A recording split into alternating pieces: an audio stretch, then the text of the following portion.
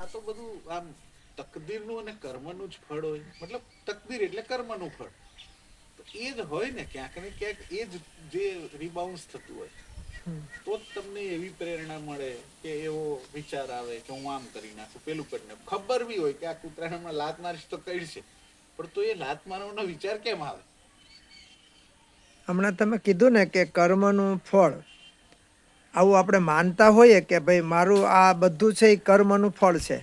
દીકરો છે એ પણ કર્મનું ફળ છે, પત્ની છે એ કર્મનું ફળ છે, ધંધો એ કર્મનું ફળ છે, જે મળ્યું તે પણ કર્મનું ફળ છે.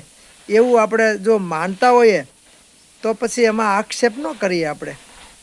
આપણે એમાં વાદ વિવાદ ન કરીએ અને સ્વીકારી લેવાનું. તો એ વખતે તમે જો સ્વીકારી લ્યો ને એટલે ત્યાંથી આપણી દિશા બદલે, એની પહેલાં દિશા ન બદલે. તમે હળી કરીને કર્મના ફળમાં હળી કરી એટલે ઓલું જે ફળ આવ્યું હતું ને એ વીખી નાખ્યું. એટલે એની આમાં આપણે વિરોધ, એટલે અહીંયા કેસ થયો, આરોપ થયો. એટલે હવે તમારે એટલે એ જેમ દૂધમાં છાશનું ટીપું પડે અને દૂધ ફાટી જાય એવો તમારો કર્મનો સિદ્ધાંત બદલાઈ ગયો. એટલે એ બમણો થયો, એટલે અઘરો થયો. મતલબ સાત્વિકમાંથી રાજસમાં ગયો, રાજસમાંથી તામસમાં ગયો, એટલે કે રાક્ષસ વૃત્તિમાં વયો ગયો. એટલે હવે સાત્વિક ગતિનો જે કર્મ હોય હવે એમાં આપણે હળી કરીએ એટલે રાજસ ગતિમાં જાય. હવે રાજસ ગતિમાં જાય એટલે શું થાય કે બધું જ છે આપણી પાસે, ગાડી છે, મકાન છે, પત્ની છે, છોકરા છે, મા બાપ છે, પણ એનું સુખ ન લઈ શકીએ. એનું નામ રાજસ, એટલે કે હળી કરીએ છીએ એટલે સુખ નથી લઈ શકતા. હવે એ હળી કરીને પછી બધું હોજાવી દીધું હોય હળી કરીને એટલે એ તામસમાં જતું રહે. પછી તો એ જોયું ગમે નહીં, ભેગું ગમે નહીં, આમ ગમે નહીં, ઉલટાનું અઘરું. એટલે એ કર્મનો ફળ નથી. તે શું છે?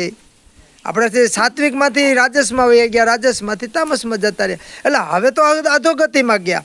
તો હવે એને જોયા કરો. ફળ આવ્યું, અપમાન આવ્યું, ચાલો. નુકસાન આવ્યું, ચાલો. એને સ્વીકારો અને એનું પ્રમાણાચરણ બનો, ધીરે ધીરે સ્વીકારો. તો એમ કરતાં તામસમાંથી પાછા રાજસમાં આવીએ, રાજસમાંથી પાછા સાત્વિકમાં આવીએ. પછી ઓટોમેટિક પ્લાન્ટ થાય. ઓટોમેટિક એટલે શું? તમે જ્યાં બેઠા હોય ત્યાં આનંદ આવે, તમને સુખ આવે, બધું સરસ લાગે. કોઈ બોલતા હોય તેમ લાગે આ સિનેમા જોઈએ છીએ. હવે અટાણે જે આપણે જે કંઈક બોલીએ છીએ ને ડાપણવાળું કે અહંકારથી કે સલાહકારથી, એ બધું બંધ થઈ જાય. અટાણે જે બોલીએ ને એમાં કંઈક સલાહ છે આપણી, એમાં ક્યાંક ડાપણ છે, એમાં કંઈક આપણામાં અહંકાર છે. એવી ભાષામાંથી આપણે અત્યારે બોલીએ, એ બધું બંધ થઈ જાય ઓટોમેટિક. અને જોયા કરી સહજ અવસ્થામાં બોલીએ, કાંઈ વાંધો નહીં. જે છે એમાં નવી નવાઈ ન લાગે. અચાનક તો આપણને નવી નવાઈ લાગે કે અમે આટલું કર્યું એમ બોલી જાય એટલે નવી નવાઈ કરી. એટલે આમ કરવું જોઈએ, આમ નો, એ એક નવી નવાઈ કરી. આ બધી બાબતમાં આપણે નવી નવાઈ કરે એટલે કે એ કુદરતી નિયમને તોડીએ છીએ, કુદરતી હિસાબને તોડીએ છીએ. હવે કુદરતી હિસાબ છે એ રિયલ હિસાબ છે, સત્ય હિસાબ છે. એમાં કોઈ ફેરફાર થાય નહીં, કોઈ કાળે ન થાય.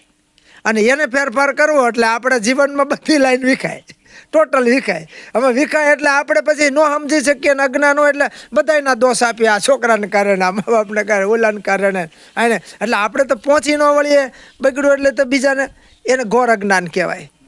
એટલે બને ત્યાં સુધી આ કર્મનો હિસાબ છે એ સિદ્ધાંત બરાબર છે, સહજ અવસ્થામાં સ્વીકારી લેવાનો.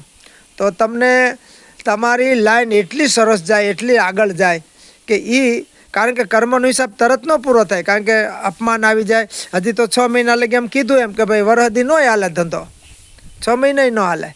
એ તમારો હિસાબ છે. તમારે હવે એમાં પ્રેક્ટિકલ થવું પડે, અનુભવી થવું પડે.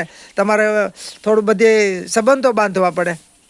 કાંઈ એમને થોડું કાંઈ રૂપિયા નાખવાથી કે ફર્નિચર કરવાથી ગાડી મળે ચાલવા, એવું નથી હોતું. એમાં ક્વોલિટી જોઈએ, એમાં સારી ભાવના જોઈએ, એમાં વસ્તુ આત્મીયતા જોઈએ, લાગણીશીલતા જોઈએ. અમુક માણા માટી વેચીને 5 લાખ કમાય ને અમુક સોનું વેચીને ખોટ ખાઈશ. કેમ?